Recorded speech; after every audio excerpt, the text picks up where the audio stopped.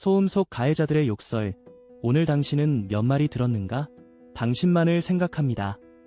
오직 당신만을 향하여 말을 하고 오직 당신만을 향하여 행동합니다.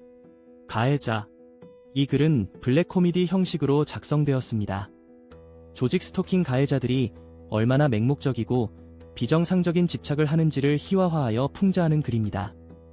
피해자는 관심조차 없는데 가해자들은 마치 연인을 잃은 듯한 태도로 미친 듯이 집착하며 의미 없는 행동을 반복합니다. 이들의 황당한 행동을 지켜보며 통쾌하게 비웃어주세요. 조직 스토킹은 단순한 괴롭힘이 아닙니다.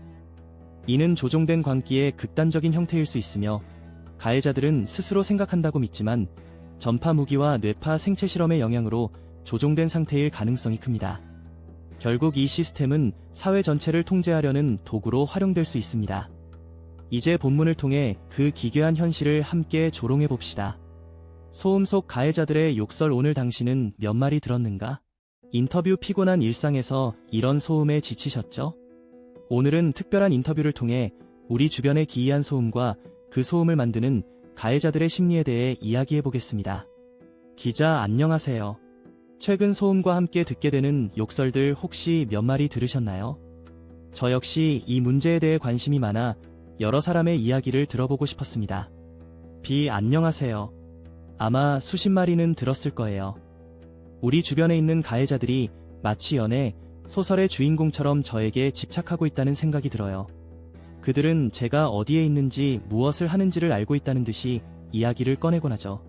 기자, 그렇다면 그들의 집착은 어떤 방식으로 나타나나요? 소음과 함께 나오는 그들의 욕설이 굉장히 특이하다고 들었어요. 예를 들어 아파트 윗집에서는 저기 저 여자 뭘 하고 있나 같은 음성이 들리고 아랫집에서는 진짜 저런 존재도 있냐고 비아냥거리는 소리가 들리곤 해요. 그리고 그 소음은 일상 대화에 섞여 있어서 마치 저를 향한 속삭임처럼 들리죠. 이어지는 내용은 블로그 게시물에서 확인하실 수 있습니다. 게시물 링크는 더보기란 또는 고정 댓글을 참고해주세요. 영상이 도움이 되셨다면 좋아요와 구독 부탁드립니다. 감사합니다.